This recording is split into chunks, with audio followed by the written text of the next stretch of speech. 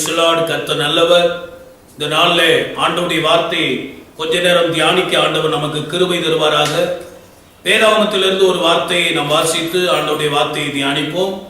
லூக்கா சுவிசேஷம் 10ஆம் அதிகாரம் 41ஆம் வசனம். லூக்கா சுவிசேஷம் 10ஆம் அதிகாரம் 41ஆம் வசனம். இயேசு அவளுக்கு பிரதியுத்தரமாக, மார்த்தாளே மார்த்தாளே, நீ அநேக காரியங்களை குறித்து கவலைப்பட்டு கலங்குகிறாய். தேவையானது ஒன்றே. மரியாள் தன்னை விட்டு எடுபடாத நல்ல பங்கை தெரிந்து கொண்டாள் என்றார் என்பதை. கண்களை மூடி ஜெபம் பண்ணுவோம். கர்த்தாவே, உம்மை நன்றியோடு நாங்கள் உம்மை துதிக்கிறோம், உம்மை சோதரிக்கிறோம், உம்மை போற்றுகிறோம், உம்மை வாழ்த்துகிறோம், உம்மை புகழுகிறோம் ஆண்டவரே. ஹல்லேலூயா. கலங்காதே மகனே, கலங்காதே மகளே, கலங்காதே மகனே, கலங்காதே மகளே. கண்மலையாம் கிறிஸ்து கைவிடவே மாட்டா, கைவிடவே மாட்டா, கைவிடவே மாட்டா. கலங்காதே மகனே, கலங்காதே மகளே, கலங்காதே மகனே, கலங்காதே மகளே. மகா பரிசுத்தமுள்ள நல்ல பிதாவே, உம்முடைய வார்த்தையை கேட்க நாங்கள் ஆசையா இருக்கிறோம். எங்களோடு பேசுகிற தேவனே, இந்த காலை நேரத்தில் உம்முடைய வார்த்தையை எங்களோடு பேசும். நீர் பேசும், நாங்கள் கேட்கிறோம். இயேசுவின் நாமத்தில் ஜெபிக்கிறோம் எங்கள் நல்ல பிதாவே. ஆமென், ஆமென், அல்லேலூயா. ஆண்டவருடைய பரிசுத்த நாமத்திற்கு மகிமை உண்டாவதாக. இந்த சம்பவம் நம்ம எல்லாருக்கும் தெரியும். பெத்தனியா என்ற ஊரிலே ஆமென் சோத்திரம் ஒரு குடும்பம் இருந்தது. அந்த குடும்பத்திலே 3 பிள்ளைகள் இருந்தார்கள்.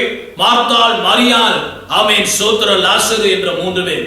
இவர்கள் 3 பேரையும் ஆண்டவர் அதிகமாய் நேசித்தார் என்று வேதத்திலே யோவான் 11ஆம் அதிகாரத்திலே எழுதப்பட்டிருக்கு. அவர் அதிகமாய் நேசித்தார்.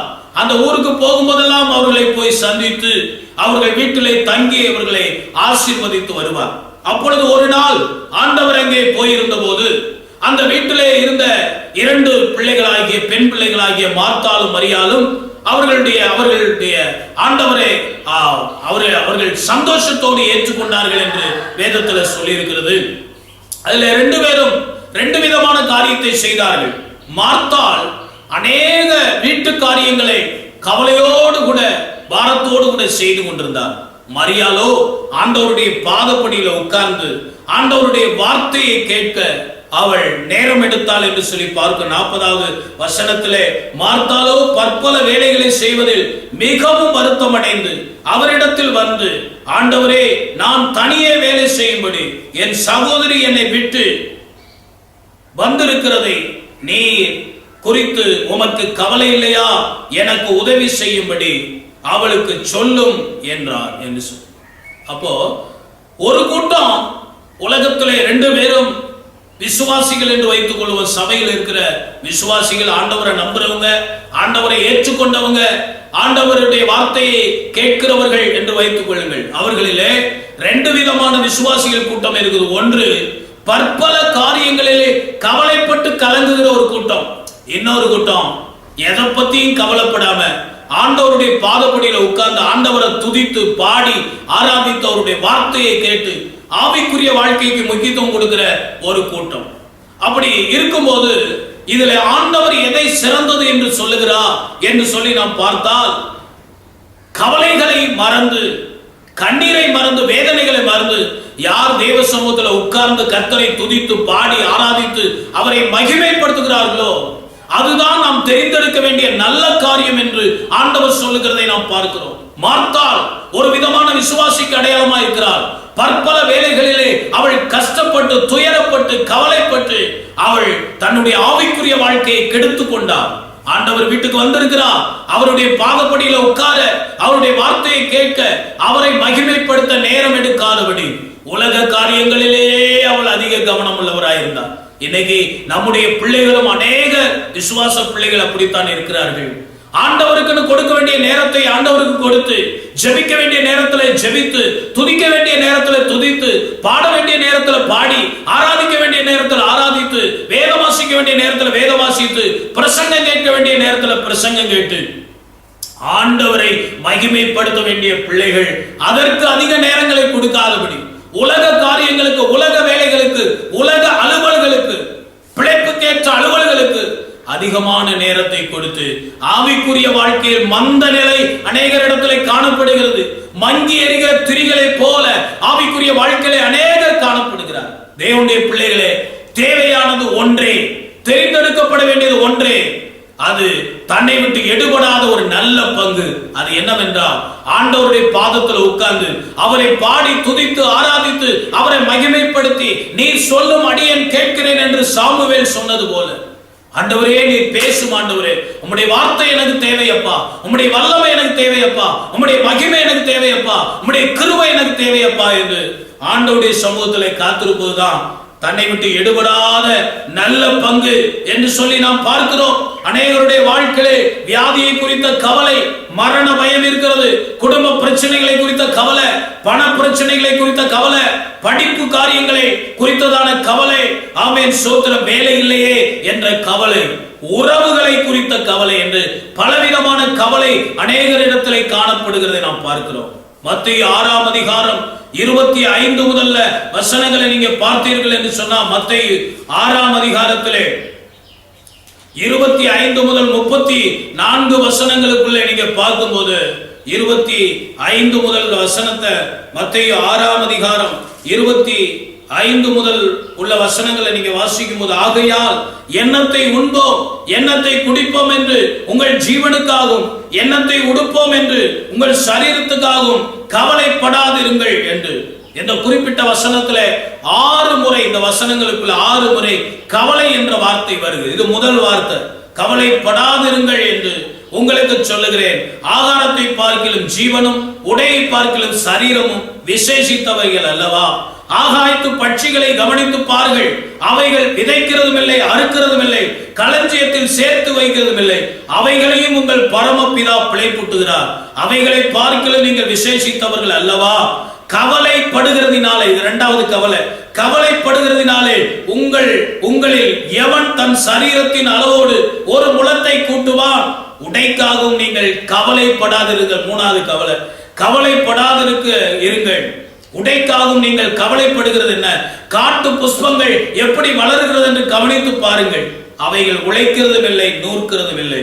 என்றாலும் சாலமோன் முதலாய் தன் சர்வ மகிமையிலும் அவைகளில் ஒன்றை போலாயிலும் உடுத்திருந்ததில்லை என்று உங்களுக்கு சொல்லுகிறேன் அப்படின்னு சொல்லிட்டு 30ஆம் வசனத்தில், அற்ப விசுவாசிகளே, இன்றைக்கு இருந்து நாளைக்கு அடுப்பில் போடப்படும் காட்டு புஷ்பத்துக்கு, புல்லுக்கு தேவன் இவ்விதமாய் உடுத்துவித்தால் உங்களுக்கு உடுத்துவிப்பது அதிக நிச்சயம் அல்லவா?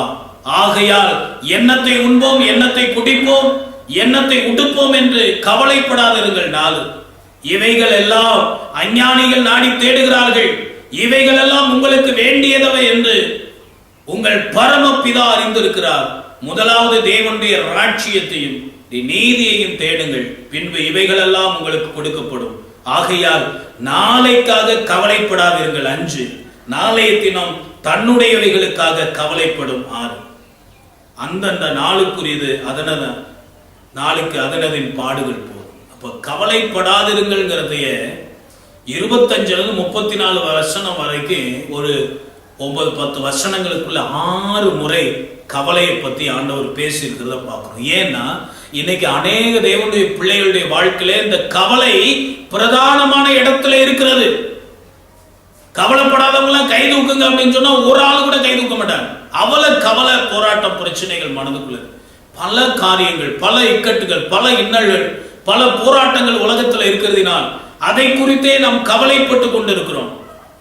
அப்போ ஆண்டவர் கவலைப்படாதிருங்கள் என்றே கட்டளை கொடுத்து, கவலைப்படாதிருங்கள், நாளைய தினத்துக்காக கவலைப்படாதிருங்கள், எண்ணத்தை உண்போம் எண்ணத்தை உடுப்போம் எண்ணத்தை குடிப்போம் என்று கவலைப்படாதிருங்கள். கவலை கொள்வதனால் ஒருவனும் ஒன்றையும் மாற்ற முடியாது, கவலைப்படுறதுனால ஒன்றையும் மாற்ற முடியாது. அல்லேலூயா. எனவே கவலை படாதிருங்கள் என்று ஆண்டவர் சொல்லுகிறத நம்ம பார்க்கிறோம். ஏன் கவலைப்படக்கூடாது? ஏன் கவலைப்படக்கூடாதுன்னு ஆண்டவர் சொல்றார் அப்படின்னா, மத்தேயு சுவிசேஷம் 6:25 சொல்லி இருக்கிறது, ஆகாரத்தை பார்க்கிலும் ஜீவனும் உடையை பார்க்கிலும் சரீரமும் விசேஷித்தவைகள் அல்லவா என்று ஆண்டவர் கேட்கிறார். ஆகாரத்தை பார்க்கிலும் ஜீவனும் உடையை பார்க்கிலும் சரீரமும் விசேஷித்தவைகள். கவலை இல்லாததை குறித்த எண்ணம் இருப்பதை அனுபவிக்காமல் தடுக்குது. கவலை என்பது என்னன்னா, இல்லாததை குறித்ததான எண்ணம். இருக்கிறத விட்டுருவாங்க. இல்லாததை குறித்து அது எனக்கு இல்லையே, அது எனக்கு இல்லையே என்று சொல்லி அதிகமாய் நினைப்பதுதான் கவலை. அதனால என்ன நடக்குதுன்னா, இருப்பதையும் இழந்து போகிற ஒரு சூழ்நிலை. இல்லாததை தேட பிரயாசப்படுவார்கள், இருக்கிறது நம்மை விட்டு போகிறது தெரியாத அநேகர். அப்போ இந்த கவலை என்பது ஆகாரத்தை பார்க்கலும் ஜீவனும் உடையை பார்க்கலும் சரீரமும் விசேஷித்தவைகளா இருக்கிறதினால் நாம் கவலைப்படக்கூடாது என்று ஆண்டவர் சொல்லுகிறதை நாம் பார்க்கிறோம். அப்போ கவலைப்படுகிறதினால் ஒருவனும் தன் சரீரத்தில் ஒரு அளவை கூட்டவோ குறைக்க முடியாது. நம்முடைய முடியை கருப்பாக்கவோ வெண்மையாக்கவோ முடியாது. எனவே கவலைப்படாதீர்கள். நம்முடைய சரீரத்தை படைத்தவர், நமக்கு ஜீவனை கொடுத்தவர், நமக்கு இந்த சரீரத்துக்கு என்ன தேவைன்னு அவருக்கு தெரியும். இந்த ஜீவனை காப்பாற்றுறதுக்கு என்ன தேவை, அந்த ஜீவன் தொடர்ந்து நமக்குள்ள இருக்கணும்னா நாம் நல்லா சாப்பிடணும் என்பது அவருக்கு தெரியாதா? அதுக்குரியதை கர்த்தர் தருவார். இந்த சரீரத்தை கொடுத்தவர், இந்த சரீரம் நிர்வாணமா இருக்கக்கூடாது, இதை மூட வேண்டும். ஆதாம் ஏவாளுக்கு ஒரு மிருகத்தை அடித்து ஒரு தோல் உடையை உண்டாக்கி உடுத்து விட்டவர் நமக்கு உடுத்து வைப்பது அதிக நிச்சயம் அல்லவா? ஆகாயத்து பறவைகளை போஷிக்கிறாரே, காட்டு புஷ்பங்களை உடுத்து வைக்கிறாரே, அவைகள் எல்லாம் மிதைக்கிறதும் இல்லை. அது எதை பத்தியும் கவலைப்படுறது இல்லை. மனுஷன் தான் அநேக காரியங்களை குறித்து கவலைப்பட்டுக்கிறோம், வார்த்தாலை போல. எனவே கவலைப்படாதிருங்கள். உங்கள் ஆகாரத்தை பார்க்கலும் ஜீவனும் உடையை பார்க்கலும் சரீரமும் விசேஷித்தவைகளா இருக்கிறதினாலே நீங்கள் கவலைப்படாதிருங்கள் என்று ஆண்டவர் சொல்கிறார். இரண்டாவது, மத்தேயு 6:26 நீங்கள் விசேஷித்தவர்கள், you are the best, நீங்க சிறந்தவர்கள். காட்டு புஷ்பத்தை விட, ஆகாயத்து பறவைகளை விட, அவைகளை பார்க்கிலும் நீங்கள் விசேஷமானவர்கள் அல்லவா?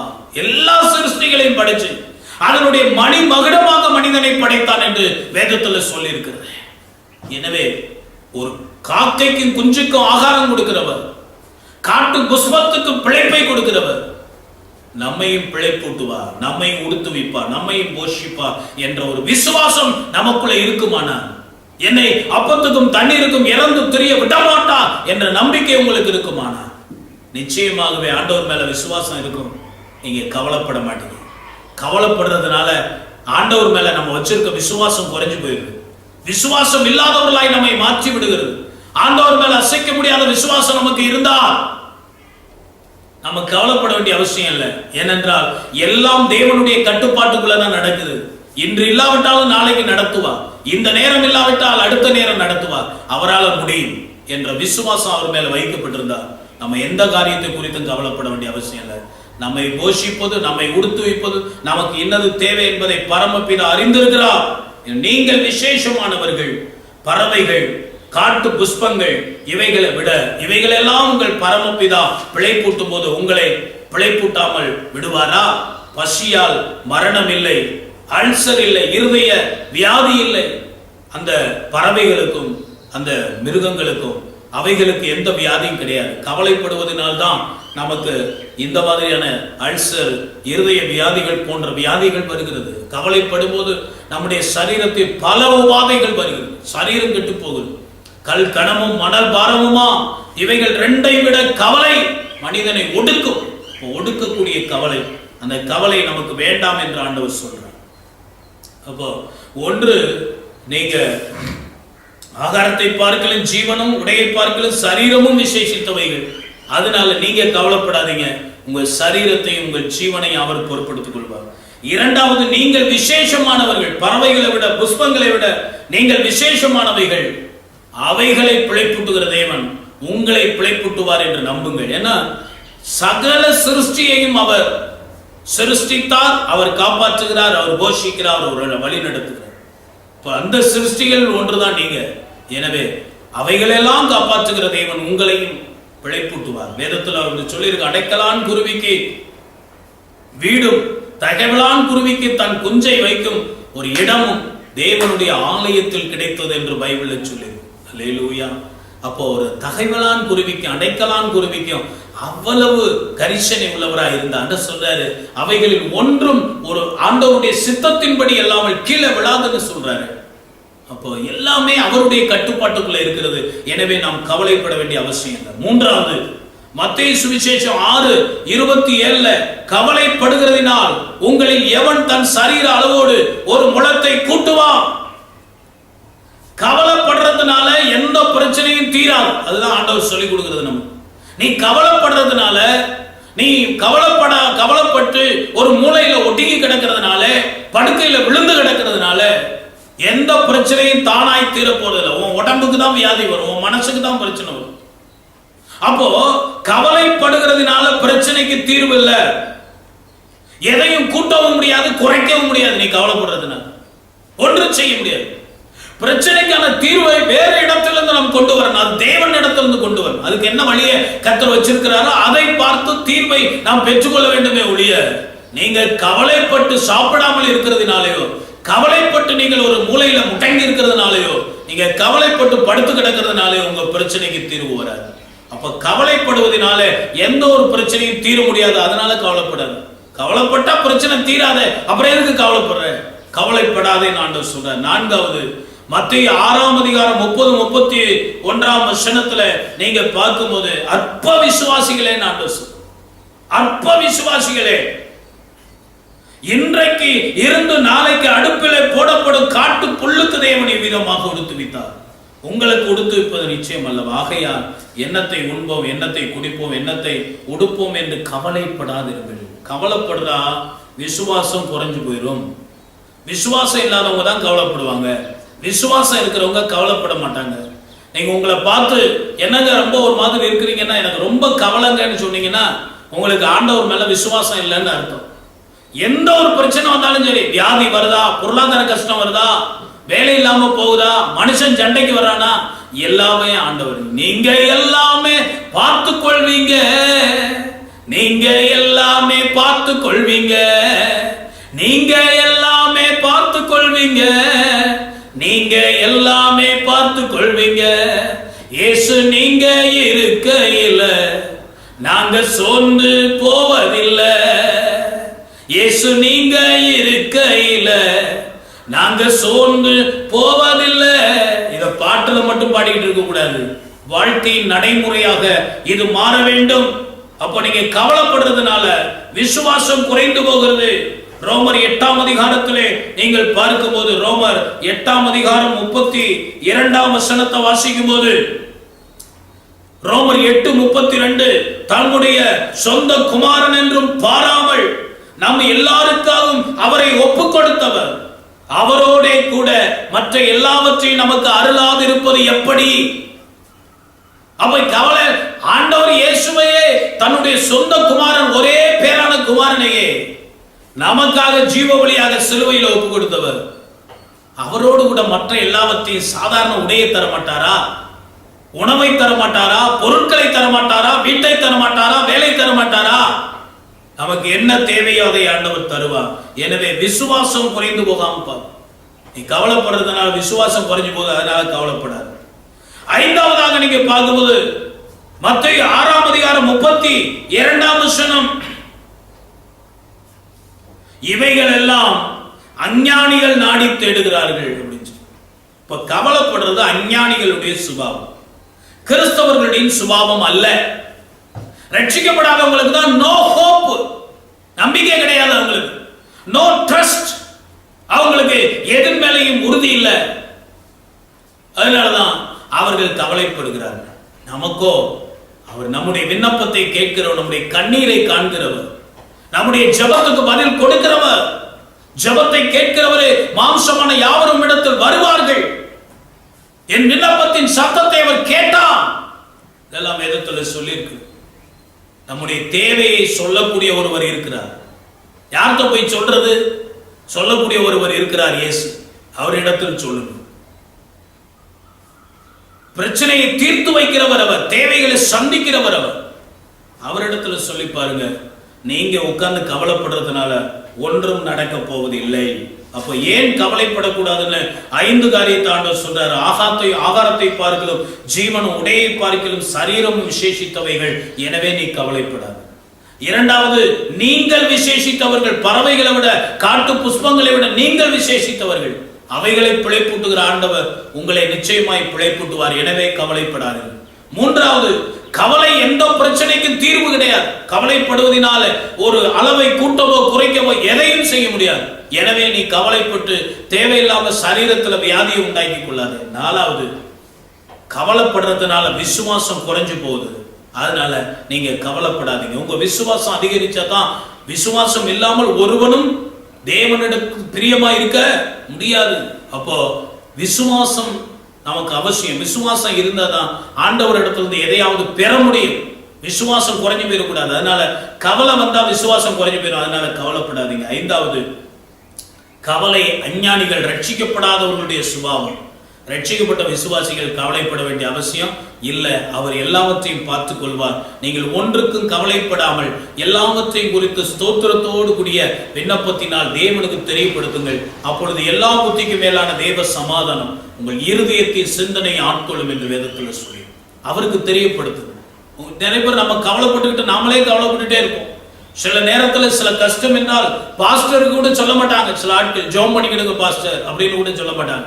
தானா கடந்து தானே புழுங்கி கொண்டு தானே கவலைப்பட்டு கொண்டு தானே துன்ப துயரங்களை அனுபவித்து தீர்வுகள் இருக்கிறது. ஆண்டவரிடத்தில் வரலாம், சபைக்கு வரலாம், விசுவாசிகளிடத்தில் வரலாம், ஆலோசனை கேட்கலாம், இணைந்து ஜெபிக்கலாம், வேதத்தில் ஆலோசனை கேட்கலாம், ஆண்டவர் சொல்ற ஆலோசனைப்படி செய்யலாம், கவலையிலிருந்து விடுதலை பெறலாம், பிரச்சனையிலிருந்து விடுதலை பெறலாம்.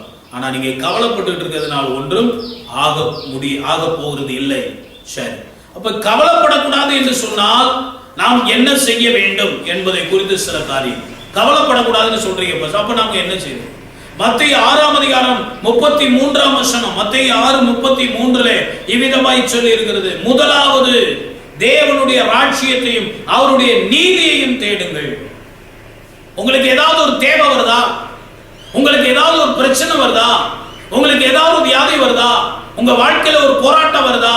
ஒரு நஷ்டம் வருதா? ஒரு தோல்வி வருதா? ஒரு இழப்பு வருதா? இவைகள் எல்லாவற்றையும் மீட் அவுட் பண்ண, இவைகள் எல்லாவற்றையும் ஓவர் கம் பண்ண, இவைகளை சமாளிக்க, சந்திக்க, மேற்கொள்ள நீங்கள் வேண்டும் என்றால் முதலாவது தேவனுடைய ராஜ்யத்தையும் நீதியையும் நீங்கள் தேடணும். தேவனுக்கு, தேவ திட்டத்திற்கு முதலிடம் கொடுங்க. என்னை குறித்து ஆண்டவர் என்ன திட்டம் வைத்திருக்கிறார், நான் என்ன செய்ய வேண்டும்? ஆண்டவருடைய சமூகத்தில் உட்காரணும், மரியாதை போல ஆண்டவரை துதிக்கவும், பாடவும், ஆராதிக்கவும், ஜெபிக்கவும், வேதத்தை தியானிக்கவும், ஆலயத்துக்கு போகவும், ஆண்டவரை ஆராதிக்கவும், ஆண்டவருக்கு ஊழியம் செய்யவும், எந்தெந்த விதத்திலே ஆவிக்குரிய காரியங்களை நம்முடைய வாழ்க்கையில கூட்டிக் கொள்ள முடியுமோ, ஆவிக்குரிய ஆசீர்வாதத்துக்கு என்னென்னலாம் வழியோ, தேவனுடைய ராஜ்யம், தேவனுடைய ஆளுகை நம்முடைய வாழ்க்கையில வருகிறதுக்கு என்னவெல்லாம் நாம் செய்ய வேண்டுமோ அதை முதலாவது ஆவிக்குரிய காரியங்களில் அதிக நாட்டமுடையவர்களா இருக்கணும். தேவனுக்கு முதலிடம் கொடுக்கிறவர்களா இருக்கணும். மற்றதெல்லாம் செகண்டரியாக வைக்கும். உங்களுக்கு முன்னால 2 காரியங்கள் வைக்கப்படுமானால், ஒன்று ஆண்டவருக்கு கொடுத்த காரியம், இன்னொன்று உலகத்துக்கு அடுத்த காரியம். இன்னைக்கு அநேகர் இந்த உலகத்துக்கு அடுத்த காரியத்தை தான் எடுத்துக்கொண்டு போகிறார்கள், ஆண்டவருக்குரிய காரியத்தை செய்வதில்லை. ஒரு முறை ஒரு பெரிய பணக்காரர் ஒருவர் பிறந்த நாள் கொண்டாடினார்.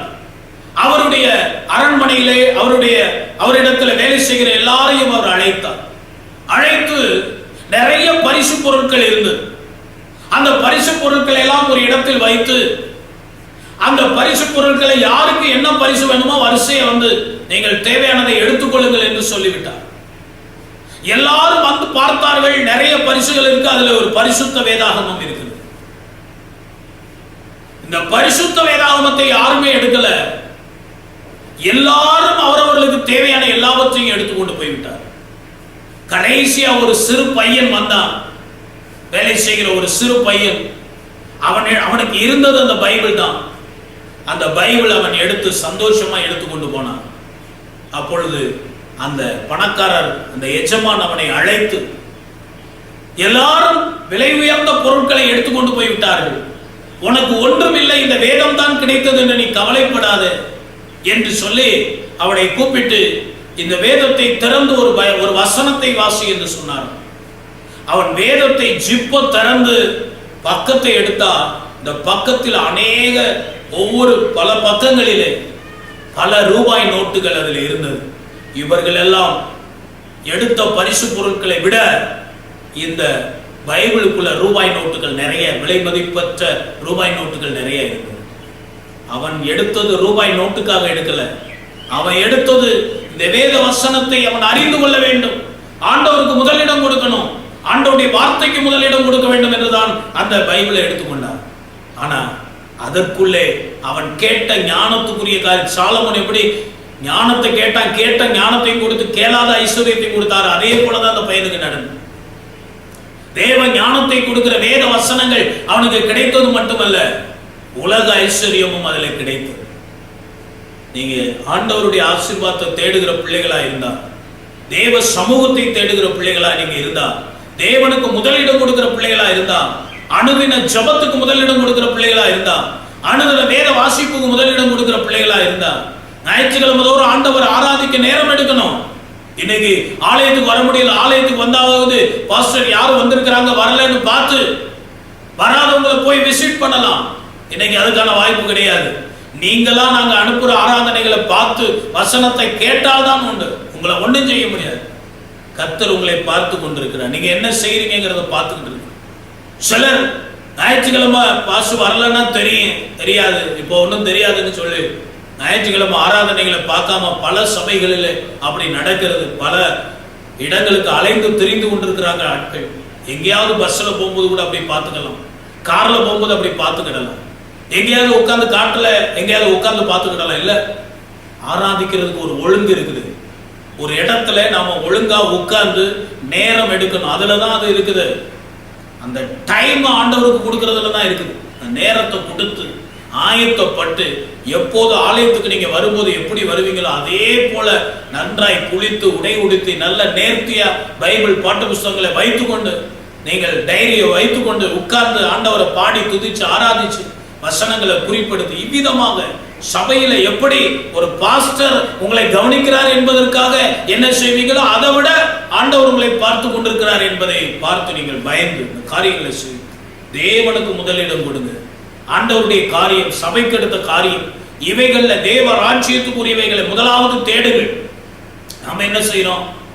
முன்னால செய்ய வேண்டியதை பின்னால செய்யறோம், பின்னால செய்ய வேண்டியதை முன்னால செய்யறோம்.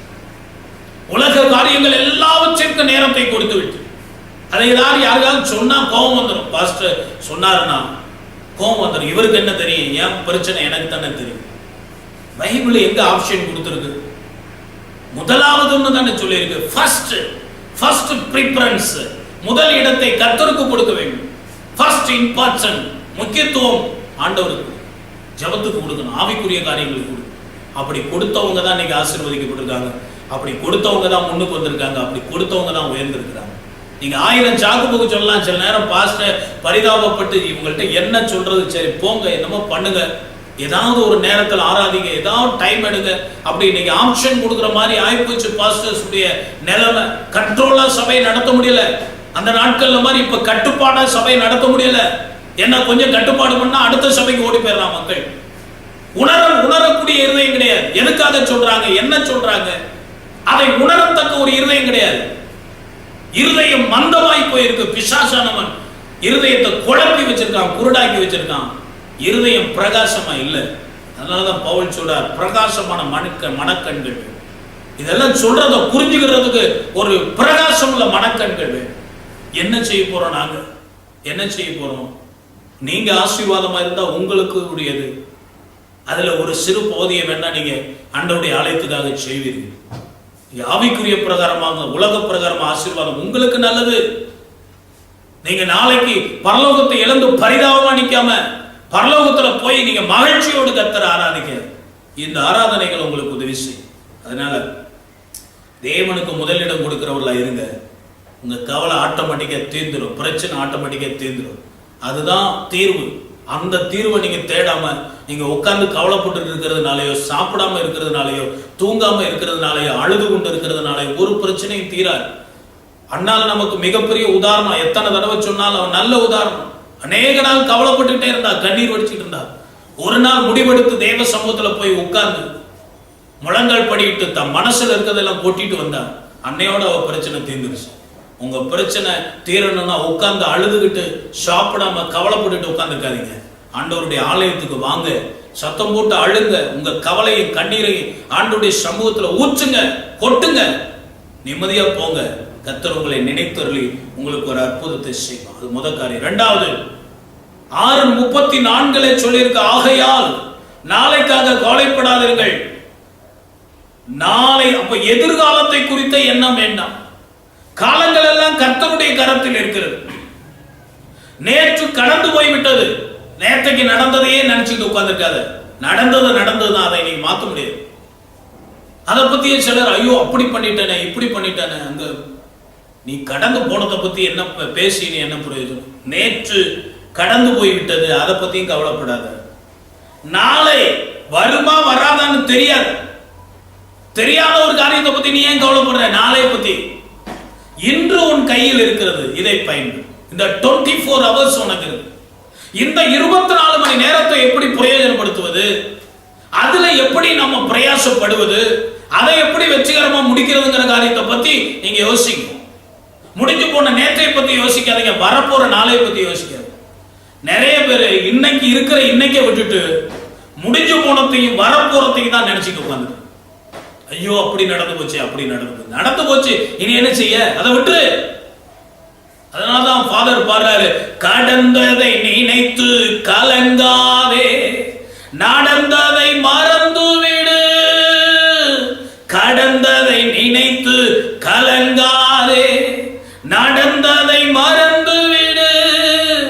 கர்த்தர் புதியன செய்திடுவா, என்றே நீ காண்பா. கர்த்தர் புதியன செய்திடுவா, இன்றே நீ காண்பா. அதை இன்றே நீ காண்பா, அதை இன்றே நீ காண்பா. அருமையான தேவனுடைய பிள்ளைகளை, கடந்ததை நினைச்சு கவலைப்படாதீங்க, வரப்போறதை நினைச்சு கவலைப்படாதீங்க. இருக்கிற இன்றை நீங்கள் 100% நல்லா பயன்படுத்துங்க, அது உங்களுக்கு வெற்றியாய் மாறும். அப்போ என்ன செய்யணும்னு 2 காரியத்தை சொல்றாரு. ஒண்ணு, நீங்க தேவனுக்கு முதலிடம் கொடுங்க. 2வது, எதிர்காலத்தை குறித்து நீங்க நினைச்சு கூட பார்க்க வேண்டாம். அந்த எதிர்காலம் ஆண்டவருடைய திட்டத்தின்படி சரியாக நடக்கும். ஆண்டவர் பிளான் பண்ணி வச்சிருக்கிற எல்லாம் அதனதின் காலத்தில் அதனதின் காரியம் நேர்த்தியா நடக்கும். நீங்க தேவ சித்தத்துக்கு ஒப்பு கொடுத்துருங்க. உங்களுக்கு சுய சித்தம் வேண்டாம், உங்களுக்குன்னு ஒரு விருப்பம் வேண்டாம். ஆண்டவரே நீர் என்ன விரும்புகிறீரோ, உங்க விருப்பம் தான் எனது விருப்பம், உங்க விருப்பம் தான் எனது விருப்பம், உங்க ஆசைதான் எனது ஆசையே அப்படின்னு சொல்லி ஆண்டவருடைய விருப்பத்துக்கு உங்க வாழ்க்கையை ஒப்பு கொடுங்க. உங்க விருப்பத்தை தவிர எனக்கு வேற இல்லப்பான்னு சொல்லி ஒப்பு கொடுங்க.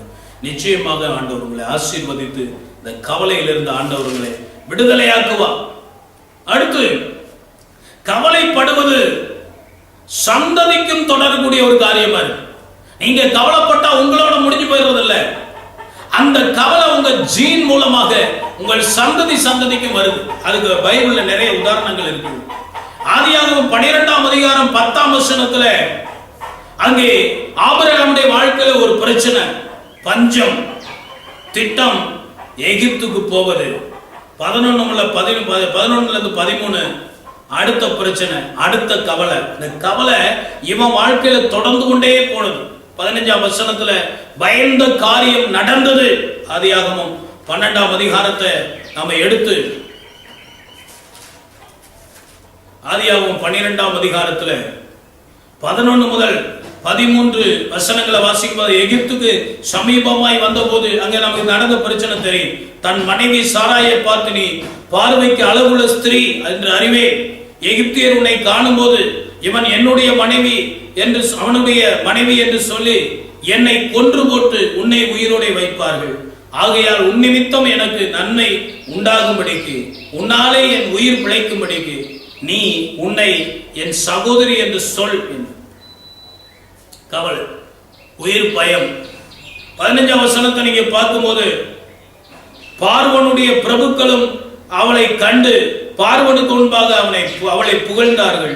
அப்பொழுது அந்த ஸ்திரீ பார்வனுடைய அரண்மனைக்கு கொண்டு போகப்பட்டான். அவன் எதை குறித்து ரொம்ப பயப்பட்டானோ அந்த பயந்த காரியம் நடந்தது என்று சொல்லி பார்க்கணும். 17 முதல் 20 வசனங்கள்ல கர்த்தர் தான் அவனை விடுவிக்கிறார்.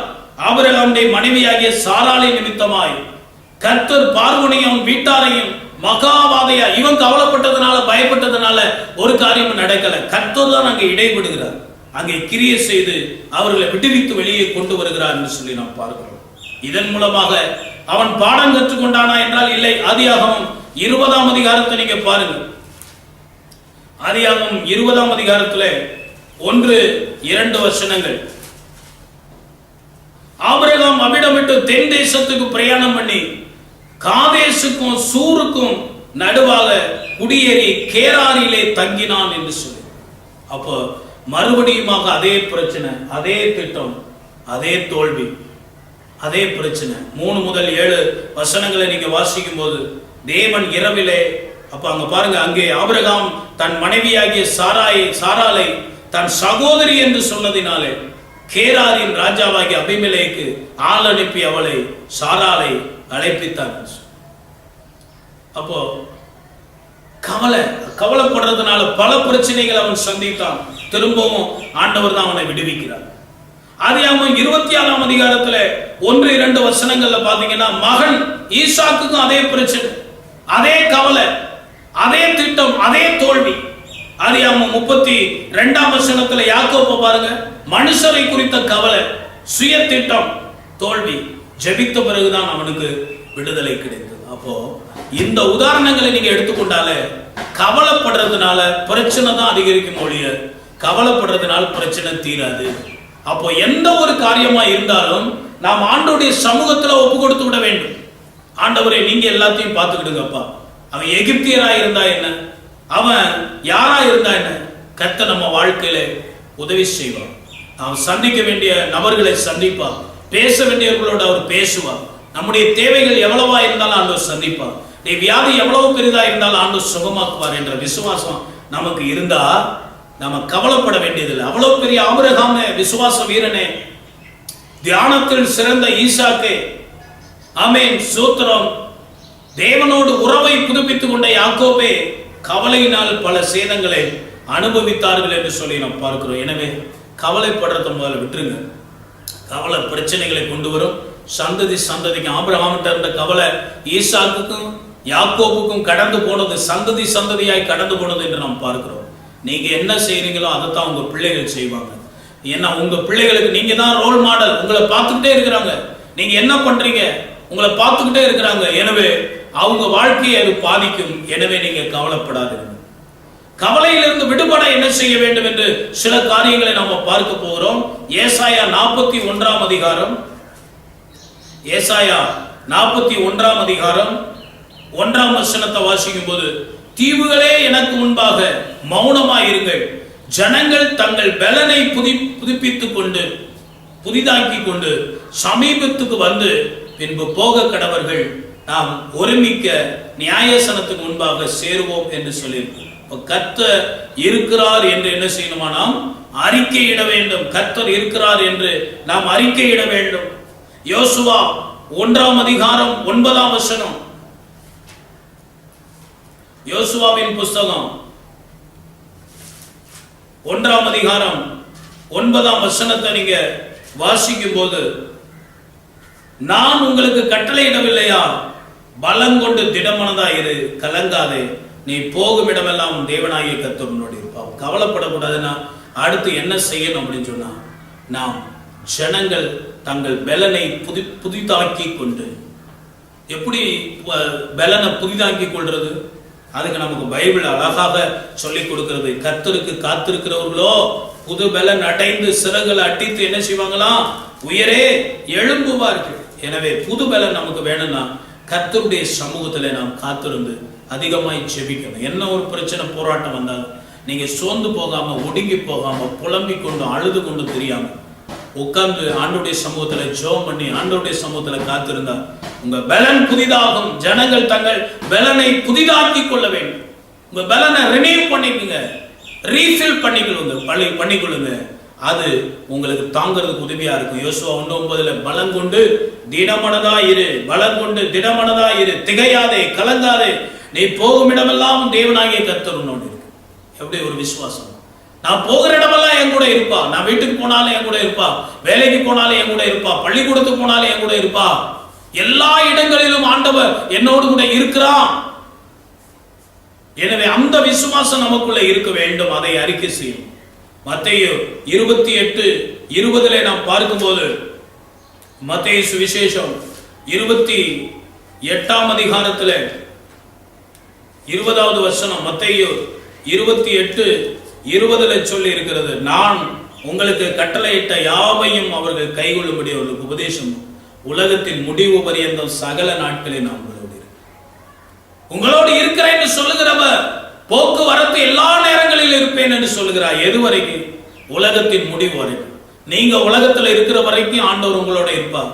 அல்லது நீங்க சாகிறதுக்குள்ள உலகம் முடிஞ்சிருச்சுனாலும் அது வரைக்கும் கர்த்தர் உங்களோடு இருப்பார். முடிஞ்சு போனாலும் பரலோகத்துல உங்களை கொண்டு போய் வைத்து உங்களோடு கூட இருப்பார். எனவே கர்த்தர் என்னோடு கூட இருக்கிறார் என்பதை அறிக்கையிடுங்க. அதுதான் உங்க பலன். அந்த பலனை ரினியூ பண்ணிக்கங்க.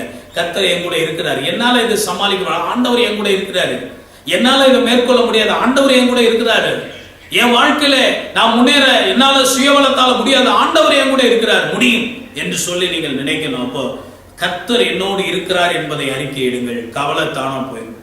இரண்டாவது, வாக்குத்தத்தங்களை கண்டுபிடியுங்கள். 7474 வாக்குத்தத்தங்கள் வேதத்தில் இருக்கிறதாக சொல்லுகிறார்கள். ஏசாயா 26ஆம் அதிகாரம், ஏசாயா 26ஆம் அதிகாரம் 3ஆம் வசனத்தை நீங்க பார்க்கும்போது, உம்மை உறுதியாய் பற்றி கொண்ட மனதை உடையவன் உம்மையே நம்பி இருக்கிறபடியால் நீர் அவனை பூரண சமாதானத்தோடு காத்து.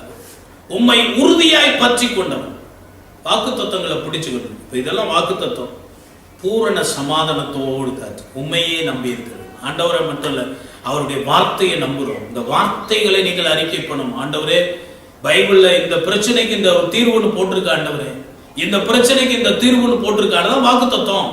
இந்த வாக்கு தத்துவங்களை சொல்லி சொல்லி ஆண்டவருடைய சமூகத்தில் அறிக்கை பண்ண இந்த வேத வசனம் நமக்கு விசுவாசத்தை கொடுக்கும். இந்த வேத வசனம் நம்முடைய பிரச்சனைகளுக்கான தீர்வை கொண்டு வரும். எனவே வேத வசனம் நீங்க ஆண்டவர் மேல பற்றுதலா உறுதியாய் பற்றி கொள்ளும் போது அந்த உங்க மனசு முழுசும் ஆண்டவரை பற்றி இருக்கும். அவனை பூரண சமாதானத்தோடு காத்துக்கொள். நீதிமொழிகளின் புஸ்தகம் 3ஆம் அதிகாரம், நீதிமொழிகளின் புஸ்தகம் 3ஆம் அதிகாரம் 5-6 வசனங்களை நாம் வாசிக்கும் போது, நீதிமொழிகள் 3ஆம் அதிகாரம் 5-6 வசனம், உன் சுயபுத்தியின் மேல் சாயாமல் முழு இருதயத்தோடும் கர்த்தரில் நம்பிக்கையாயிரு, உன் வழிகளில் எல்லாம் அவரை நினைத்துக்கொள், அப்பொழுது அவர் உன் பாதையை செவைக்கும். வழிகளில் எல்லாம் கர்த்தரை நினைச்சுக்கிடும். இரவு பகல் அவரே நம்முடைய தியானமா இருக்கும். பிரச்சனைகளையே தியானிச்சுக்கிட்டு இருந்தா கவலை அதிகமா வரத்தான் செய்யும். தேவைகளையே அதிகமா நினைச்சுக்கிட்டு இருக்க கூடாது. தேவையை சந்திக்கிற கர்த்தரை நினை. வியாதியையே பெருசா நினைக்காதீங்க, சுகமாக்கும் கர்த்தரை பெருசா நினைங்க. யுத்தத்தையே பெருசா நினைக்காதீங்க, ஜெயம் கொடுக்கிற கர்த்தர் உங்களோட அதை நினைங்க.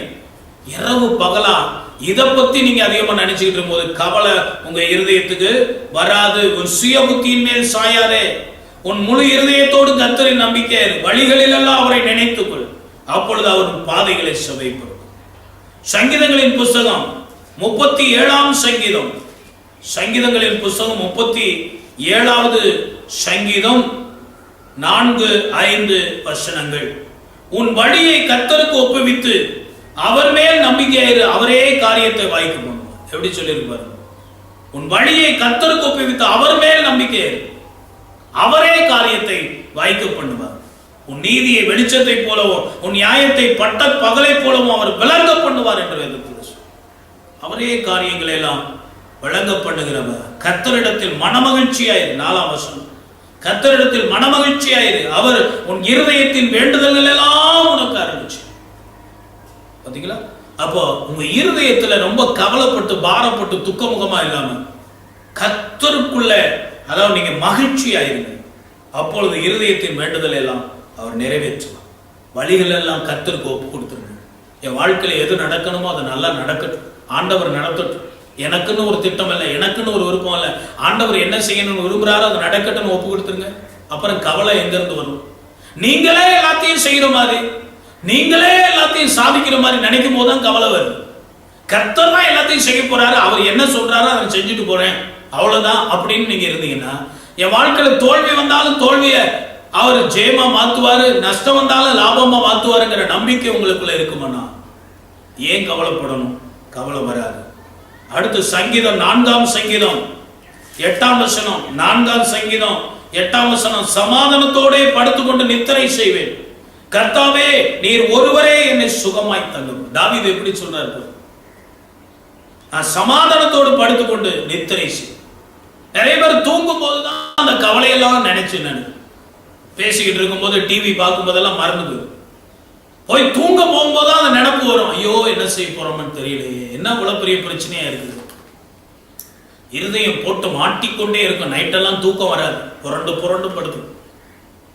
தூக்கம் சமாதானத்தோட போய் படுங்க. நல்லா ஜெபம் பண்ணிட்டு ஆண்டவருடைய சமூகத்தில் உங்க பாரத்தை எல்லாம் இறக்கி வச்சுட்டு, அப்பா நான் ஒன்றையும் சாதிக்க போறதில்லை, எல்லாத்தையும் நீங்க தான் சாதிக்க போறீங்க, உங்க கையில ஒப்பு கொடுக்குறப்பா, எனக்கு இன்பமான நித்திரையைத்தான், கர்த்தாவே நீர் ஒருவரே என்னை சுகமாய்த்தான். அங்க சுகமா நல்ல தூக்கத்தை ஆண்டவர் கொடுப்பா, நல்ல சொப்பனங்கள் ஆண்டவர் கொடுப்பா. காலையில நல்லா ஃப்ரெஷ்ஷா எழுப்புறதுக்கு ஆண்டவர் விஷயம். நீ கவலைப்பட்டுக்கிட்டே போய் படுத்தீங்கன்னா, தேவையில்லாத காரியத்தை சிந்திச்சுக்கிட்டே படுத்திருந்தீங்கன்னா ராத்திரி எல்லாம் அதே தான் சிந்திச்சுட்டு இருப்பீங்க. கொஞ்சம் டென்ஷன் அதிகமாயிரும், பிரஷர் ஏறி போயிடும், சுகர் அதிகமாயிரும், கொலஸ்ட்ரால் அதிகமாயிரும், அல்சர் அதிகமாயிரும், ஏகப்பட்ட வியாதி வந்து கடைசி சீக்கிரமா செத்து போகும். கவலைப்படாதீங்க, ஆண்டவர் எல்லாத்தையும் பார்த்துக்கிடுவார். அப்போ வாக்குத்தத்தங்களை கண்டுபிடித்து அந்த வாக்குத்தத்தங்களை சொல்லி சொல்லி ஜெபம் பண்ணுங்க. 3வது, பாரத்தை அவர் மேல் வைத்து விடுங்கள். அதுதான் நான் ஏற்கனவே உங்களுக்கு சொன்ன வசனம். பிலிப்பியர்ல வசனம் இருக்கிறது. பிலிப்பியர் 4ஆம் அதிகாரம், பிலிப்பியர் 4ஆம் அதிகாரத்துல 6-7 வசனங்கள். நீங்கள் ஒன்றுக்கும் கவலைப்படாமல் எல்லாவற்றையும் குறித்து உங்கள் விண்ணப்பங்களை ஸ்தோத்திரத்தோடு கூடிய ஜெபத்தினால் வேண்டுதலினாலும் தேவனுக்கு தெரியப்படுத்துங்கள். அப்பொழுது எல்லா புத்திக்கு மேலான தேவ சமாதானம் உங்கள் இருதயங்களையும் சிந்தைகளையும் கிறிஸ்து இயேசுக்குள்ளாய் காத்துக்கொள்ளும் என்று. அப்போ எல்லாவற்றையும் ஆண்டவர்கிட்ட சொல்லிருங்க, அவர் மேல வைத்து விடுங்கள். 1 பேதுரு 5ஆம் அதிகாரம், 1 பேதுரு 5ஆம் அதிகாரத்தின் 7ஆம் வசனம், அவர் உங்களை விசாரிக்கிறவரானபடியால் உங்கள் கவலைகள் எல்லாம் அவர் மேல வைத்து. ஆலயத்துக்கு நம்ம வரோம், எதுக்காக ஆலயத்துக்கு வரோம்? ஒண்ணு ஆண்டவரை பாடணும், புகழணும், ஆராதிக்கணும், அவருக்கு நன்றி சொல்லணும். ஒண்ணு. 2வது நம்முடைய வாழ்க்கையின் பிரச்சனைகள் எல்லாம் அவர்கிட்ட சொல்லி தீர்வை பெற்றுக்கொள்ளதான் வரோம். எலியா சம்பவத்தில் ஏற்கனவே உங்களுக்கு சொல்லி இருக்கிறேன். பலிபீடத்தை கட்டினாரு, பலியை செலுத்தினாரு, சுத்திலும் வாய்க்கால் அகலி எதுக்கு கட்டினாரு? அவர்களிடத்தில் இருக்கிற குறையெல்லாம் கொண்டு வந்து ஊத்தினார். அரை குடம், கால் குடம், முக்கால் குடம், அதுல இருந்து தண்ணி எல்லாம் கொண்டாந்து ஊத்து, எல்லாத்தையும் குறைஞ்சதெல்லாம் ஊத்திட்டு எல்லாம் வெறுமனை வச்சுட்டார். குறைவெல்லாம் ஊத்திட்டார். ஆண்டவர் வந்தாரு, அது எல்லாவற்றையும் அக்கினி நக்கி போட்டு விட்டது. எல்லாத்தையும் எடுத்து, குறையெல்லாம் அவர் எடுத்துட்டு போயிட்டார். அன்றைக்கு அவர் கர்மேல் பர்வதத்துல ஏறி எலியா ஜெபம் பண்றாரு. மேகம் கருத்தது, இடி மின்னல் உண்டாயிற்று, மழை பெய்தது. இப்ப என்ன நடந்திருக்கும் பாருங்க. இப்போ இவங்க அந்த குறையா இருந்த குடத்தை கொண்டாந்து, அது எத்தனை நாளைக்கு முன்னால பிடிச்ச தண்ணியும் தெரியல, எங்க பிடிச்ச தண்ணியும் தெரியல, சுத்தமான தண்ணியா அல்லது கலங்கன தண்ணியான்னு தெரியல, வச்சிருந்தாங்க வீட்டுல, ஏதோ கொஞ்சம் குடிச்சு உயிர் வாழ்ந்துக்கலாம். இப்ப எலியா சொல்லிட்டாரு, எல்லாத்தையும் கொண்டாந்து ஊத்துங்க, எல்லாத்தையும் கொண்டாந்து ஊத்துங்க, அரை குடம், கால் குடம், முக்கால் குடம், எல்லா குடத்தையும் ஊத்துங்க. கொஞ்சோண்டு இருந்தது எல்லாத்தையும் கொண்டாந்து ஊத்து. இன்னைக்கு நிறைய நேரத்துல நம்ம வாழ்க்கையில குறை குறை குறை, அது இல்லை, இது இல்லை, இது இல்லை, அதெல்லாம் கொண்டாந்து ஊத்து. எல்லாம் ஊத்தியாச்சு, எல்லாம் வெறுங்கட, இருதயம் வெறுமையாச்சு, எல்லாத்தையும் ஆண்டவருடைய சமூகத்துல ஊத்திட்டோம்ப்பா. இப்ப அக்னி வந்துச்சு, எல்லாம் வச்சு போயிடுச்சு, எல்லாம் நக்கி போட்டு. இப்போ கர்மேல் பருவத்துல ஜெபம் பண்ணோம்னா அன்னைக்கு மழை பெஞ்சது பாருங்க. அந்த மலையில ஃப்ரெஷ் வாட்டர், புதிதான தண்ணி, சுத்தமான தண்ணி வானத்திலிருந்து கொட்டுகிறது. என்ன செஞ்சிருப்பாங்க? வீட்டுல எத்தனை குட்டங்கள் காலியா இருந்ததோ எல்லாத்தையும் கொண்டு வந்து எல்லா பாத்திரங்களையும் தண்ணீரை நிரப்பி கொண்டாங்க. அல்லேலூயா சொல்லுங்க. உங்க வாழ்க்கையில உங்க குறையை நீங்க ஆண்டவர்கிட்ட சொல்லி அதை சொல்லி நீங்க ஆண்டவர் சமூகத்துல கொட்டாத பட்சத்துல அது குறையாவே தான் உங்க வீட்டுல இருக்கும். இது நிறைக்கிறதுக்கு பாத்திரம் இல்லைன்னு விட்டுருவீங்க. இப்ப எல்லாத்தையும் நீங்க வெறுமையாக்கும் போது, உங்க வாழ்க்கையில இருதயத்தை வெறுமையாக்கும் போது, இருதயத்தில் இருக்க மனபாரங்களை எல்லாம் கொட்டி இருதயத்தை வெறுமையாக்கும் போது ஆண்டவர் புதிதான ஆவியை ஊத்துறாரு, சந்தோஷத்தை ஊத்துறாரு, ஆனந்த தைல அபிஷேகத்தை ஊத்துறாரு, மகிழ்ச்சியை ஊத்துறாரு, பேரானந்தத்தை கொடுக்கிறார். இருதயம் களிகூறும்படி கர்த்தர் செய்யும். அப்போ எல்லாவற்றையும் நீங்கள் கர்த்தர் மேல் வைத்து விடுங்கள். ஆமென், ஸ்தோத்திரம். அவர் உங்களை விசாரிக்கிறவனானபடியால் உங்கள் கவலைகளை எல்லாம் அவர்கள் விசாரிப்பு என்பதுனா மீட் அவுட் பண்றவர். என்ன ஒரு பிரச்சனையா இருந்தாலும் தீர்த்து வைக்கிறவர், தீர்வு காண்கிறவர், அவர் தேவைகளை சந்திக்கிறவர், பிரச்சனைகளை மாற்றுகிறவர், வியாதிகளை மாற்றுகிறவர், விசாரிக்கிறவர்னா அதான். எல்லா விதத்திலையும் உங்களை சந்திப்பார், அவர் சந்திப்பார், அவர் உங்களை சந்திப்பார். அப்படிப்பட்ட ஒரு தேவன் உங்களுக்கு இருக்கிறார். சங்கீதங்களின் புஸ்தகம் 55ஆம் சங்கீதம், சங்கீதம் 55ஆம் சங்கீதத்துல 22ஆம் வசனம், சங்கீதம் 55:22 நாம் பார்க்கிறோம். கர்த்தர் மேல் உன் பாரத்தை வைத்து விடு, அவர் உன்னை ஆதரிப்பார், நீதிமானை ஒருபோதும் தள்ளாட விட மாட்டார். உங்க மனசுல இருக்க எல்லா பாரங்கள், எதிர்கால கவலைகள், பயங்கள் எல்லாவற்றையும் ஆண்டவர் மேல நீங்க வச்சிருங்க. அவர் உங்களை ஆதரிப்பார் என்று மீண்டும் அங்கே சொல்லி இருக்கிறது. அவர் உன்னை ஆதரிப்பார், அவர் உன்னை விசாரிப்பார். நாங்க சொல்லியிருக்கு பேதுருல, இங்கே அவர் உன்னை ஆதரிப்பார் என்று சொல்லி எல்லா விதமான சப்போர்ட்டையும் ஆண்டவர் உங்களுக்கு ஒத்தாசை செய்வார். நீதிமான ஒரு நாள் அவர் தள்ளாட விட மாட்டார். நீ நீதிமான் தானே, ரத்தத்தால கழுவப்பட்ட பிள்ளை தானே, நீங்க விசுவாசிகள் தானே, நீங்க தேவனுடைய பிள்ளைகள் தானே, நீங்க ஆண்டவர் ஆராதிக்கிற பிள்ளைகள் தானே, கவலைப்படாதீங்க. உங்களை அவர் ஆதரிப்பார், அவர் உங்களை தள்ளாட விட மாட்டார். அந்த நம்பிக்கையோடு இருங்க. பாரத்தை அவர் மேல வைத்து விடுங்கள். ஜெபத்தின் மூலமாக எல்லாத்தையும் ஆண்டவருக்கு தெரியப்படுத்திடுங்க. நீங்களே மனசுக்குள்ள போட்டு குழப்பிக்கிட்டு இருக்காதீங்க. 4வது, கர்த்தர் மாற்றும் வரை காத்திருக்கும். சரி, நான் சொல்லிட்டேன் உடனே நடக்கும், நாளைக்கு நடக்கணும் கிடையாது.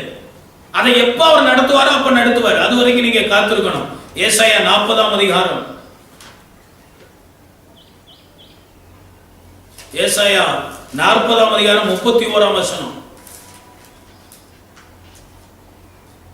கர்த்தருக்கு காத்திருக்கிறவர்களோ புதுபலன் அடைந்து கழுகுகளைப் போல செட்டைகளை அடித்து எழும்புவார்கள்.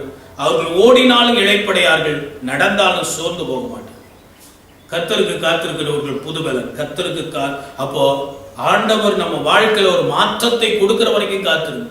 கழுகை குறித்து சொல்லுவார்கள், வயது முதிர்ந்த உடனே கண்மலை சந்துல போய் படுத்துக் கொள்ளுமாறு அதனுடைய முடியெல்லாம் உதிர்ந்து போகும், மொட்டை கழுகா மாறி குருவிகள் எல்லாம் வந்து அதை கொத்துமா, வேதனைப்படுத்தும். வேதனையை தாங்கி கொண்டே அது அந்த முடியெல்லாம் கொட்டின பிறகு மறுபடியும் அந்த உடம்புல முடி முளைக்கும் பாருங்க.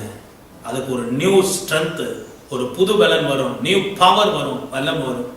அது அப்படியே எழும்பி நடக்க ஆரம்பிக்க, பிறகு பறக்க ஆரம்பிக்க, மேல மேல மேல மேல பறக்க ஆரம்பிச்சிடும். இந்த குருவிகள், கொத்துன குருவிகளும் காக்காய் அதுக்கு நிகராக பறக்க முடியாது. அவ்வளவு உயரத்துல கழுகு பறக்க ஆரம்பிச்சிடும். அருமையான தேவனுடைய பிள்ளை, இன்றைக்கு நீ ட்ரையல் பீரியட்ல இருக்கிற, சோதனை காலத்துல இருக்கிற, அதனால எல்லாம் வந்து உன்னை கொட்டி பார்க்குது, எல்லாம் உன்னை வேதனைப்படுத்தி பார்க்குது. கவலைப்படாது. ஒரு நாள் வரும், கர்த்தருக்கு காத்திருக்கிற நீ ஒடுங்கி போக மாட்டாய். புதுவெள அடைந்து சிறகுகள் அடித்து உயிரை எழுப்பும்படி கர்த்தர் உனக்கு செய்வார். ஹல்லேலூயா. புதுபலன் அடைந்து சிறகுகளை விரித்து உயரை எழும்பிடுவா, ஒடுங்கி போவதில்லை. எதை நினைத்தும் நீ கலங்காதே மகனே, இயேசு தெய்வம் உன்னை நடத்தி செல்வா, இயேசு தெய்வம் உன்னை நடத்தி செல்வா. அப்ப கர்த்தருக்கு காத்துரு. உன் காரியம் வாய்க்கிற வரைக்கும், கர்த்தர் உன் வாழ்க்கையில அற்புதம் செய்யற வரைக்கும் கர்த்தருக்காக காத்துரு. ஜெபம் பண்ணி விழிப்போடு காத்துரு. திரும்ப திரும்ப ஆண்டவருக்கு ஞாபகப்படுத்தி மறந்து போக மாட்டார் அவர். திரும்ப திரும்ப நீ சொல்லிக்கொண்டே இரு, ஆண்டவருடைய உன் பிரச்சனையை சொல்லிக்கொண்டே காத்துரு. புதுபலனை கர்த்தர் தருவார். ரோமர் 8ஆம் அதிகாரத்திலே, ரோமர் 8:25 இவ்விதமாய் சொல்லி இருக்கிறது, உமது நிமித்தம் எந்நேரமும் கொல்லப்படுகிறோம். 25 பார்க்கும்போது, நாம் காணாததை நம்பினோம் ஆகில் அது வருகிறதற்கு பொறுமையோட காத்திரு. காணாததை நான் நம்பினால் அது வருகிறதுக்காக பொறுமையோடு. அப்போ ஆண்டவர் உங்களுக்கு சில சகாயங்களை அனுப்ப போகிறார், சில உதவிகளை உங்களுக்கு அனுப்ப போகிறார். வெளிநாட்டில இருந்து ஒரு பொருள் உங்களுக்கு வருகிறது என்றால், அது கப்பலில் வருகிறது என்றால், அந்த கப்பல் வருகிற வரைக்கும் 2-3 மாதங்கள் நீங்க காத்திருக்க வேண்டும். அது துறைமுகத்துல வந்து அதெல்லாம் கையாளப்பட்டு அது உங்கள் கையில வந்து சேர சில காலம் ஆகும். அனுப்பப்பட்டாச்சு, வெளிநாட்டுல இருந்து பொருள் அனுப்பியாச்சு, உங்க கையில வந்து சேர்றதுக்கு லேட் ஆகும். நீங்க கொரியர்ல அனுப்புனா கூட ஒரு நாள் காத்திருக்க வேண்டியது, அடுத்த நாள் தான் நமக்கு ஒரு உடனே கிடைக்கும். அப்ப காத்திருந்தால் நீங்கள் ஏற்ற காலத்தில் அதை பெற்றுக்கொள்ளலாம். பொறுமையோடு காத்திருங்கள். சங்கீதம் 27:14. சங்கீதம் 27:14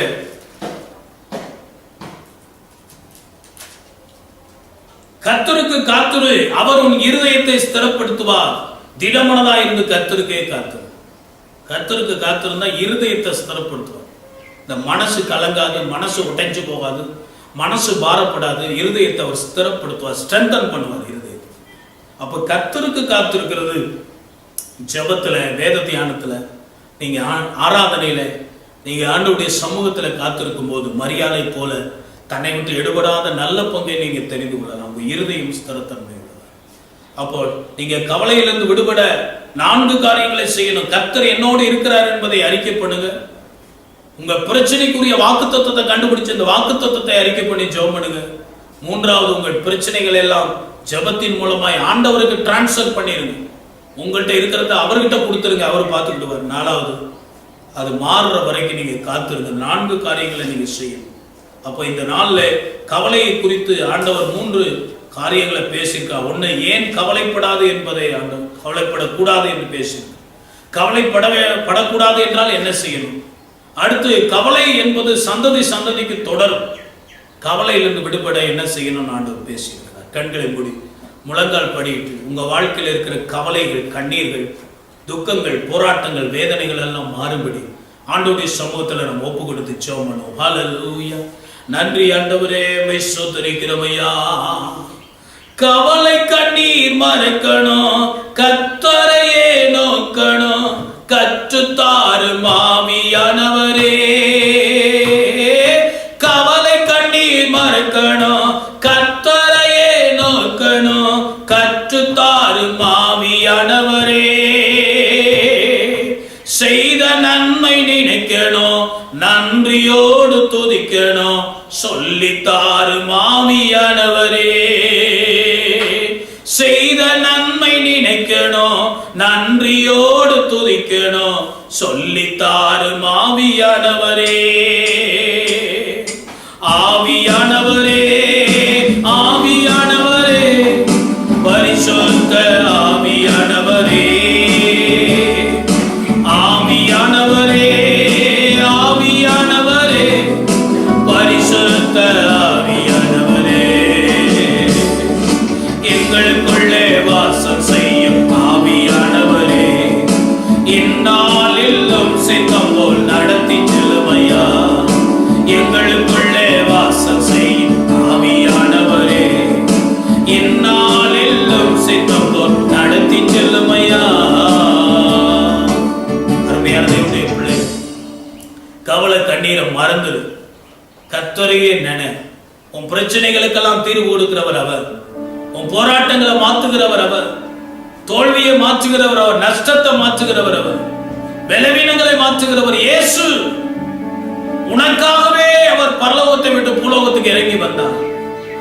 பிதாவுக்கு சமமாயிருப்பதை கொள்ளையாடின பொருளாக அவர் எண்ணாமல் இறங்கி வந்ததின் நோக்கம் யோவான் 3:16, அவரை நம்புகிற யாவரும் கெட்டு போகக்கூடாது, நித்திய ஜீவனை அடைய வேண்டும் என்பதற்காக தன்னையே ஜீவ ஒளியாக ஒப்பு கொடுத்தவர். உனக்காக பாடுபட்டவர் ஒருவர் இருக்கிறார். உனக்காக சிலுவையில ரத்தம் சிந்திய ஒருவர் இருக்கிறார். பாரங்களை எல்லாம் அவர் மேல வைத்து விடு, கவலைகளை அவர் மேல வைத்து விடு. அவருடைய சித்தம் 100% உன் வாழ்க்கையில நிறைவேற ஒப்புக்கொடு. உன் வாழ்க்கையில கர்த்தர் காரியங்களை நடப்பிக்கிற வரைக்கும் பொறுமையாய் காத்து, அவசரப்படாது. மனுஷன் சொல்றதை கேட்டு கேட்டு கேட்டு கேட்டு என்னத்தையா செய்து ஏதாவது சிக்கல்ல மாட்டிக்கொள்ளாது. கர்த்தர் இடைபடணும். உன் மாம்ச பலத்தினாலே தீர்வு கிடையாது, உன் புத்தியினாலும் சக்தியினாலும் தீர்வு கிடையாது. மனுஷ பலம், கொஞ்சம் காசு கொடுத்து பணத்தை கொடுத்து ஆள் பலத்தினால காரியத்தை சாதிச்சலாம் நினைக்காத. கர்த்தர் அதில எல்லாம் கிரியை செய்ய மாட்டார். இதை செய்யும் போதே சில ஆள் ஜெபம் பண்ணிட்டு செய்வோம். இந்நாளுக்கு கொண்டு போய் பணம் கொடுக்க போறேன், அவன் வந்து எதிராளியை 4 போடு போடட்டும். ஆண்டவர் அதுக்கெல்லாம் சப்போர்ட் பண்ண மாட்டாரு. லஞ்சம் கொடுத்த ஒரு காரியத்தை செய்யணும்னு நீ ஆட்பட்டுட்டான், ஆண்டவர் ஒதுக்கிடுவார். அவர் நீதி உள்ள தேவன். ஒரு அபல சந்தரமா முழு இதயத்தோடும் கர்த்தரை நீ தேடு. உன் வழியை கர்த்தருக்கு ஒப்பு கொடுத்துரு. அவரே உன் காரியங்களை வாய்க்கும். அவர் உன்னை ஆதரிப்பா, அவர் உன்னை விசாரிப்பா. வேதம் விதமாக சொல்லுது, கவலைப்படாத மகனே, கவலைப்படாத மகளே, கவலைப்பட்டு இருதயத்தில் வேதனையை கூட்டிக் கொள்ளாத, சரீரத்தில் வியாதியை கூட்டிக் கொள்ளாத. உன்னை விசாரிக்கிறவர் ஒருவர் இருக்கிறார், உன் வாழ்க்கையை பொறுப்பெடுக்கிற ஒருவர் இருக்கிறார். அவரிடத்தில் எல்லாவற்றையும் கொடுத்து விடு. அவரே எல்லாவற்றையும் நன்மைக்கு எதுவா செய்யும். அவர் என்ன செஞ்சாலும் சரி ஒப்புக்கொடு. சரியாய் அவர் வழி நடத்துவார், காத்துக்கொள்வார். கரங்களை தட்டி எல்லாரும் ஆண்டவருக்கு நன்றி சொல்லுங்க. நன்றியோடு நன்றியோடு நன்றியோடு நாங்கள் போய் துதிக்கிறோம்ப்பா. ரிபாலமா சந்தரபாலமா கவலைகள், வாரங்கள், துக்கங்கள், வேதனைகள் பிள்ளைகளுடைய இருதயத்திலிருந்து அகன்றும் மாறட்டும் இயேசுவின் நாமம். கண்களில் வடிகிற கண்ணீர் மாறட்டும் இயேசுவின் நாமத்தினால. பயமும் பதட்டமும் டென்ஷனும் மாறட்டும் இயேசு. அவர் எல்லாவற்றையும் பார்த்துக் கொள்வார். அவர் எனக்காக யாவற்றையும் செய்து முடிப்பார் என்று நம்பிக்கையோடு அவருடைய ஆசீர்வதிப்பார். மகா பரிசுத்தமுள்ள நல்ல பிதாவே, இந்த மனமகிழ்ச்சியான இந்த மத்தியான நேரத்துக்காக நன்றி. கடந்த ஒரு நேரம்லாம் ஆண்டவர் எங்களோடு இருந்து எங்களோட பேசுறீங்க. கவலையை பத்தி இன்னைக்கு எங்களோட பேசுறீங்க. ஏன் கவலைப்படக்கூடாது? கவலைப்படாதுன்னா என்ன செய்யணும்? கவலையிலிருந்து ஏன் எப்படி விடுதலை அடைவது? வேற வசனத்திலிருந்து எங்களோட பேசுறீங்க. ஆண்டவரே, இந்த கவலை தான் எங்க வாழ்க்கையில பெரிய பிரச்சனையா இருக்குது. அநேகருடைய வாழ்க்கையை மூடி இருக்குது. உலக கவலை, சிற்றின்பத்தின் மயக்கம் இருந்தாலே வேற வசனம் கிரிய செய்யாது. கர்த்தாவே, நீர் இறங்கும். எங்கள் இருதயத்தை சுத்தமாக்கும். எங்க சிந்தனையை நீர் ஆண்டு கொள்ளும். எங்க வாழ்க்கையை நீங்க ஆண்டு கொள்ளுங்க. எல்லாவற்றையும் நன்மைக்கு எதுவா நடத்துங்க. உங்களுடைய சித்தம் மாத்திரம் நிறைவேறட்டும். யாரெல்லாம் கவலையோடு போராடி கொண்டிருக்காங்களோ, கண்ணீரோடு வாழ்றாங்களோ, அவங்கள தொடுங்கப்பா. விடுதலையை கொடுங்க. அவங்க மனசுக்கு சந்தோஷத்தை கொடுங்க. வாழ்க்கையில நிம்மதியை கொடுங்க. ஆசீர்வாதத்தை கொடுக்கும்படி கெஞ்சுகிறோம். எல்லாம் உம்முடைய கரத்தில் இருக்கிறது. முதலாவது உம்மை தேடி உம்முடைய ராஜ்யத்துக்கு முதலிடம் கொடுக்க, உம்முடைய ஆளுகைக்கு முதலிடம் கொடுக்க எங்களுக்கு உதவி செய்யும். எல்லாவற்றையும் எங்களுக்கு தருவீங்கப்பா. எங்களை ஆசீர்வதிப்பீங்க என்ற நம்பிக்கையோடு எங்களை அர்ப்பணிக்கிறோம். தொடர்ந்து எங்களை நடத்தும். மறுபடியும் சந்திக்கு வரைக்கும் காத்துக்கிறோம்.